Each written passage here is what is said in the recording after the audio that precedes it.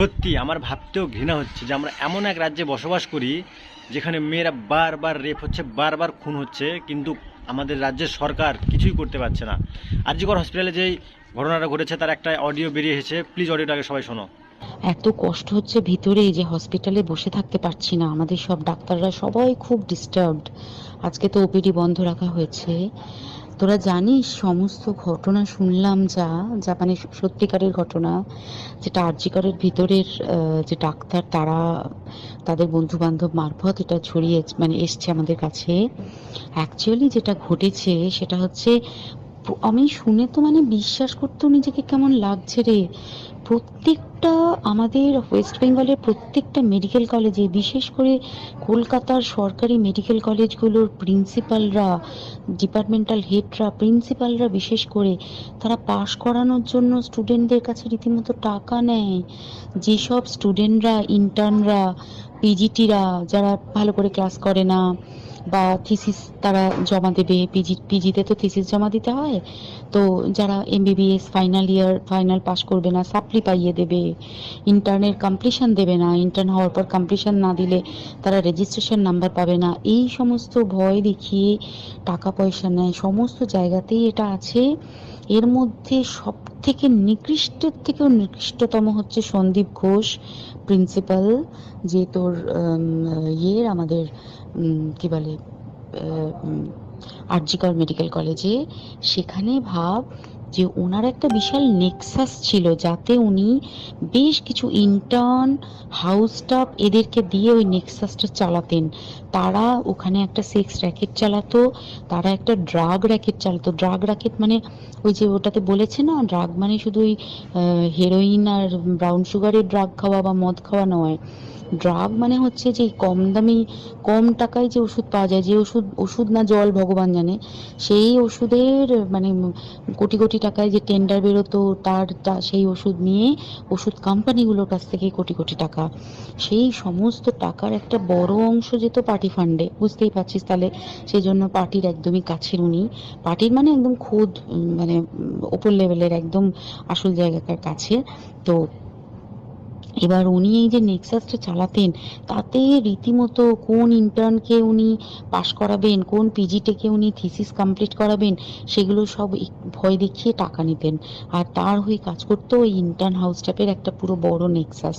এবার এই মেয়েটির যে পিজিটি, মেয়েটি অত্যন্ত ভালো, সে তার থিসিসটা কমপ্লিট করাবে না বলে হুমকি দিচ্ছিল। সে এটা জানতে পেরে গিয়ে বলেছিল যে আমি এরকম কোনোভাবেই মেনে নেব না, আমি এর বিরুদ্ধে আমি যাব এবং আমি এর বিরুদ্ধে সব ফাঁস করে দেবো। তখন তাকে রীতিমতো ধমক দেওয়া হচ্ছিল। এটা চলছিল লাস্ট 6 মান্থস ধরে, 6 মাস ধরে তাকে হুমকি দেওয়া, তার প্রতি মানে বেশি বেশি প্রথমের দিকে কি করছিল, অত্যাচার করছিল। মানে কিরকম, বেশি বেশি করে নাইট ডিউটি দিচ্ছে, at a stress 36 hours duty, বেশি বেশি করে নাইট, বেশি বেশি করে খাটানো, এবং এগুলো সব জানে ডিপার্টমেন্টাল হেড, চেস্টের যে ডিপার্টমেন্টাল হেড সেও জানে, সিনিয়র পিজিটিরা সবাই জানে। প্রিন্সিপালের নির্দেশেই হচ্ছে এবং ওনার নেক্সাসের ছেলেমেয়েরাই কাজ করছে। তারা 6 মাস ধরে এটা করেছে। করার পরেও যখন ওকে আটকাতে পারেনি, তখন কি করেছে, ওই দিনকে ওরা ঠিক করেছে, যে দিনটাতে এই ঘটনাটা ঘটেছে সেদিন কতখানি প্ল্যান্ড এবং গট আপ গেম দেখ। সেই দিন ওই ঘরে, ওই সেমিনার রুমে প্রত্যেক দিনই 4 তলার আরো অনেকেই যারা সিনিয়র পিজিটি বা জুনিয়র পিজিটি, তারা কিন্তু বিশ্রাম নিতে যেত, অনেকেই ওই ঘরে যেত। সেই দিনকে ও একা, ওকে বলেছে তুমি ঘুমিয়ে পড়ো, ওকে একা রেখে এসেছে। বাকিরা কাউকে যেতে দেয়নি, বলেছে ওই ঘরে আজকে ঘটনা ঘটছে, মানে কাজ হচ্ছে, ওই ঘরে কেউ যাবে না। ওই ঘরে সেই দিনকে ওর সাথে যখন খাওয়া দাওয়া করেছে বাকি 4 জন, সেই 4 জনের মধ্যে একটি মেয়ে পর্যন্ত ছিল। সে কিরকম মেয়ে চিন্তা কর, এরা ডাক্তার না জানোয়ার জানি না, আমি জানোয়ার বললেও জানোয়ারদের অপমান করা হয়, কারণ জানোয়ার সমাজে এরকম কাজ হয় না। তো ডাক্তার না কি আমি বলতে পারবো না। সেই ইন্টার্ন মেয়েটি আরেকটি ইন্টার্নের গার্লফ্রেন্ড। তো তার সাথে ওই পিজিটি মেয়েটি প্রচুর ঝগড়া হয়েছে। ঝগড়া হওয়ার পরে তারা তো হুমকি টুমকি দিয়ে চলে গেছে, দিয়ে তারা বলেছে তুমি ঘুমো। এবার ও তো আর জানে না, ভালো মনে শুতে এসেছে। তারপরে তারা গিয়ে মদ টদ খেয়েছে, 7-8 জন মিলে চড়াও হয়েছে।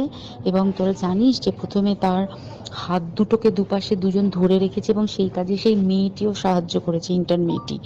2 জন ওকে পা দুটোকে টেনে জরাসন্ধের মতো ছিঁড়ে ফেলেছে, মানে ছেঁড়ার মতো করে টেনেছে, যাতে পেলভিক বোন ভেঙেছে, গলার বোন ভেঙেছে, মানে কি বিপর্যস্ত, মানে বিধ্বস্ত, কি নৃশংস অত্যাচার করেছে। ওকে উল্টো দিক করে শুইয়েছে, পিঠের ওপর দিয়ে বুট পরে হেঁটে গেছে, মাথাটাকে এমন থেতলেছে যে মানে স্কাল ফাল রাপচার হয়েছে।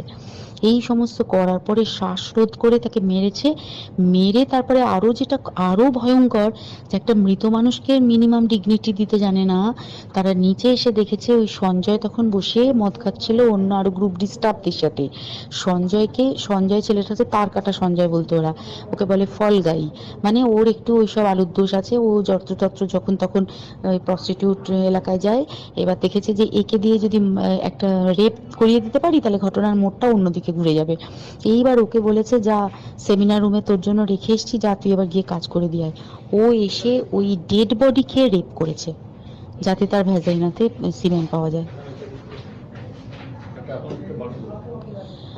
তো এবার এই হচ্ছে, প্লিজ আমি নাম করে ফেললাম সবকিছুই। কতজন আমি যে নামগুলো পাঠিয়েছি, এই সব ডাক্তাররা, এরা সব জড়িত জানিস, কিন্তু কেউ কোনো প্রমাণ নেই। প্রমাণ লোপাটের জন্য সেদিনকে ওই ইন্টার্ন এবং ডাক্তাররা যে ওইখানের যে বাথরুমটাতে হাত পা ধুয়েছে, রক্ত ধুয়েছে, সেইটাকে সাত তাড়াতাড়ি প্রমাণ লোপাটের জন্য ওই দেওয়ালকে ভেঙে দিয়ে তার মানে ওই বাথরুমের জায়গাটাকেই ভাঙতে হচ্ছে ওদের। ওখানে নাকি ওরা রুম বানাবে, কালকে দেখেছিস তোরা খবরে। আর বেশি বলতে পারছি না, মানে তোরা তো সবাই প্রোটেস্ট করিস, আমরা তো আমাদের দিক থেকে করছি, কিন্তু কিছুই হবে না। এই পোড়া দেশে কিছুই হবার নেই, শুধু ভেতরে ভেতরে গুমড়ে গুমড়ে কষ্ট পাওয়া। আর আগামী প্রজন্মের যে ডাক্তাররা বেরোবে, তারা যে ইন্টার্ন বা পিজিটি বা এই যাদের কাছে আমরা যাব ভবিষ্যতে, তারা কি ডাক্তার না কি আমি জানি না, কি নিয়ে তাদের কাছে আমরা যাব, আর কি করেই বা আমাদের পরের প্রজন্মকে আমরা সুরক্ষিত রাখবো। যারা এই কাজটা করেছিস, তোরা কি সত্যি মায়ের পেটে জন্ম নিয়েছিলি নাকি কুকুরের পেটে? ছি, এত নিচু তোরা! আমি অডিওটা শোনার পর আমি ছেলে হয়ে আমার মানে কেমন লাগছে, আর যারা মেয়েরা শুনছে তাদের কি হচ্ছে। আমরা সবাই স্বাধীনতা দিবসে পতাকা তুলছি, স্বাধীনতা দিবস পালন করছি, কিন্তু আসলে তো আমাদের দেশ স্বাধীনই হয়নি এখনো। স্বাধীনতা কোথায় আমাদের দেশের? মেয়েরা ভালোমতো ঘুরতে পারে না, রাতে বেরোতে পারছে না, বারবার ধর্ষণ হচ্ছে, খুন হচ্ছে। কেমন স্বাধীনতা এটা? আর আমাদের কেমন বা সরকার বারবার ধর্ষণ হওয়ার পরেও কোনো পদক্ষেপ নিতে পারছে না, কিছুই করতে পারছে না।